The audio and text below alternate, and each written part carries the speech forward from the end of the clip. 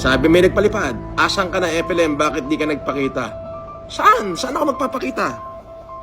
Saan ako pupunta? Saan ako pupunta? Saan ako pupunta? Kayo naman. Nagpapakatanga naman kayo. Gunggong, may warrant ka na pagkatapos. Ay, mas gunggong ka. Ibig sabihin, mas magaling ka sa abogado ko.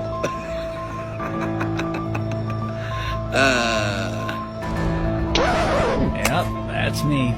You're probably wondering how I ended up in this situation. Ano to? Kanibo salad.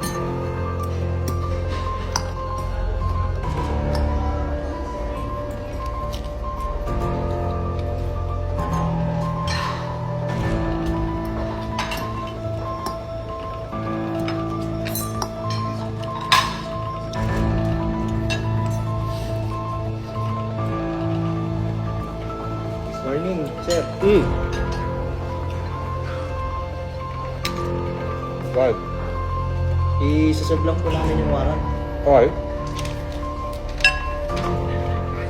Ikaw po ba si Norman Mabusin po? Alias Francis Leo Marcos? Hindi.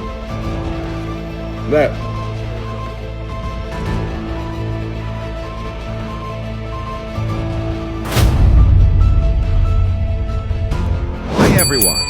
Sobrang relax na relax si Norman Inidoro sa Sheraton Hotel at hindi ito umattend ng hearing sa Parañaque ngayong February 24, 2026. Ngunit, habang inaantay nito na maserve ang order na steak, ay warrant ang dumating. Kaya't sa videong ito ay panoorin natin ang Enjoying a Life of Luxury with matching warrant of arrest ni Norman Inidoro aka Francis Leo Marcos. FLM, enjoying a good life of luxury. Tapos nasa initan kayo. Huwag naman kayo nasa initan. Sabi, takot. Ay! Meron bang takot na hindi tanga? Kaysa naman doon sa tanga. Ano ba meron? At dito, ay nagawa pang mag-flex ni Norman Inidoro na relax at tila di takot ito. Siyempre, ang ganda rito. Oh. Wow! Ayun yung dalawa, oh. Kaway muna. Kaway. Yeah, isa pa. Casper. Iyon. Yes, sir. Tinanong naman si Norman Inidoro ng netizen na kung bakit ay di ito nagpakita sa hearing at sinabihan pa siyang meron na itong warrant of arrest. Saan ako pupunta? Saan ako pupunta? Kayo naman. Nagpapakatanga naman kayo. Gunggong, may warrant ka na pagkatapos. Ay, mas gunggong ka. Ibig sabihin, mas magaling ka sa abogado ko. Pero dito, may tumawag kay Norman Inidoro at tila binabalaan siya na may warrant of arrest na ito. Oh, bakit? Ba't sabi mo yung warrant ka ron? Sino may sabi? Ayun na sila nakita sa second na ito kalay. Sino? Sila nakita. Magpapaniwala ka naman doon. Wala naman sinasabi abogado ko eh.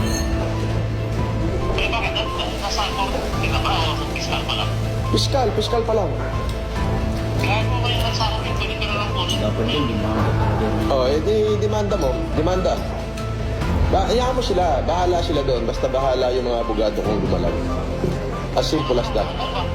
Ano ba kaso yun? Malay ko. Kaya ano yung nandun yung abogado mo? Hindi, wala. Nandun na, nag-file na lang ng memorandum. Sabi niya, wala ka ng hearing, sabi sa akin. Tila tiwala naman si Norman Inidoro na nasa piskal pa lang ang kaso at natatakot lang daw ito sa kanya na baka magpadala daw siya ng kanyang troll doon sa Parañaque. Kaya pa nga naman, nakalun sila. Hindi, wala akong hearing. Sino paniniwalaan natin? Si Poblador? Yung abogado natin? O sila? Sila lang ang may hearing. Tapos, syempre, natatakot sila na baka lutangan ko, na baka gawin ko yung ginawa nila sa akin, na baka lutangan ko sila. Di ba, nung nakaraan ako may hearing, wala naman sila, di ba? Tapos nagpadala sila ng bus sa akin, ng haras. Natatakot sila na baka gawin ko the same. Kaya syempre, nagtawag. Papaniwala ka na banda? Wala yan. Kita sa mukha ni Norman Inidoro ang takot at tila kinakabahan na siya. Pero, nagawa pang magyabang nito. Ha? Unti-unti na doon Wala. Ginago lang niya yung mga viewers niya. sabi ng kapakit mo. Ando yung mga kapakship natin. Ginago lang niya yung mga viewers niya. Ginago lang niya. Nasa fiscal pa lang yung ano eh. Mataas na ba? Wala yan. Ginago lang niya yung mga viewers niya. Kaya mo, sila naman nagsasuffer, hindi naman tayo. Di ba? Ganun sila kawalang niya. Ganun lang yun. Kaya nakalip ba ba? Oo, nakalive ako. Sige na, bye-bye.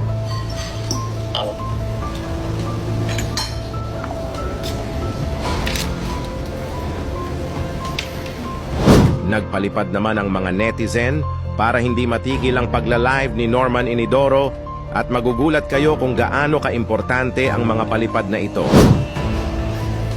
Dami-dam, boss idol kita. Magaling ka mag-terno. Oh. Parehas pangit ang mukha mo, sabi niya. Shoutout sa 8,000 na nanonood. Mr. Casper, alam na ginagamit lang pagkatao niya. Kawawa naman. At dito ay dumating na ang taga-NBI upang iserve ang warrant of arrest kay Norman Inidoro. Morning, sir. God. I-serve lang po namin yung warrant. Okay. Ikaw po ba si Norman Magusin po? Alias Francis Leo Marcos? Hindi.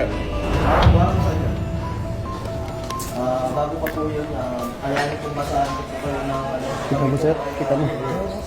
Pero kita mo sa video. Kayo po ba, ulitin ko po, kayo po ba si Norman Magusin alias Francis Leo Marcos? Yes, ako. Kayo ay aming ina-arrest po sa bisa ng warrant po. Arrest na issue ng RTC Branch 294 Paranaque City for violation of unjust vexation under Article 287 of Revised Penal Code as amended in relation to Section 6 of RA 10175. Kayo ay magkarapatang manahimik, sir.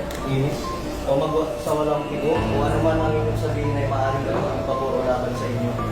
Sa anumang hukuman, kayo rin ay may karapatan, kumuha ng sarili ng abogado, at kumuha ng kung wala po kayo ng sariling abogado, kayo po ay pagkakalooban ng libre ng gobyerno. Andito ako sa inyo. Kumuha ng sarili ng doktor na magsusuri ng inyo. Sir, pwede paano po yan? Ano nyo yung karapatan po? Sige. Kayo rin po ay may karapatan po magpasuri sa sino mang doktor. At kung wala po kayong kakayahan, ay pagkakalooban po kayo ng libre din po ng gobyerno, ng doktor na susuri po sa inyo. Ito po, naiintindihan niyo po ba ang inyong mga karapatan? Naiintindihan ko. Okay po, kayo po ay sasama po sa amin para po sa inyong... Attorney, Ano po, kasama po? unjust vexation daw sa Paranaque. Hindi ko alam kung sino complainant nito.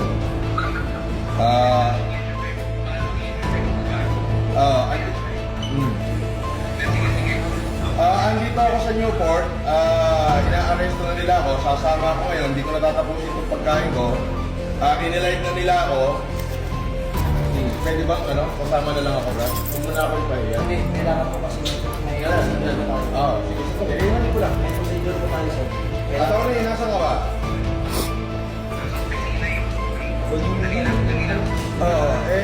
Kailangan bilan nyo na ako dito.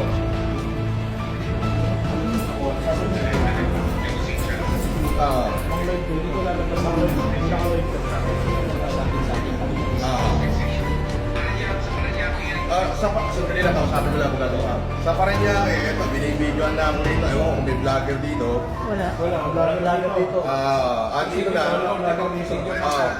may warrant, 120,000 yung bid, 12 counts of unjust vexation. Ano?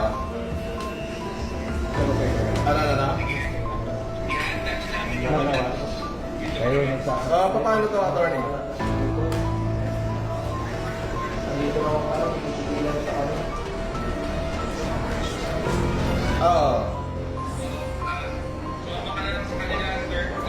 Tapos? Pwede ko kayong kasuhan ng ano plastic Sige, please. Nasabihin nyo, hindi nyo pa alam. Pinakawalan nyo kami mag-video. Pero pwede ka naman back. Bawal siya sa... Sir, sino daw pwede contact person dito? Sa ito, may gusto man sir. Sir, sa CIDGNCR na lang, sir, sa Camp Crame. Bawat CIDGNC So, doon yung dadalhin sa CIDGNC Yes, sir. Camp Crame. So, dadalhin daw ako sa CIDGNC Camp Crame. Ay, hindi ba? Bakit pag may warrant at meron lang isang reliable knowledge. Doon daw ang office ng CIDGNC sa Camp Crame. Pwede namin pasukin kung makakapitin sa amin. Yes, sir.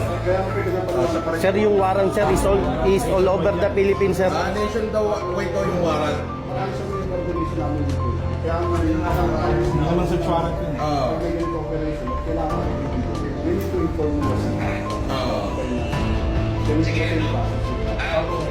Pero yung nato, knowledge na po.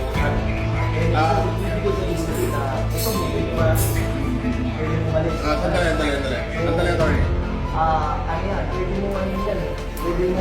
Ayon po sa nag-aresto, ay unjust vexation daw ang kaso ni Norman Inidoro at baka nga ito yung kinaso sa kanya ni Boss MG.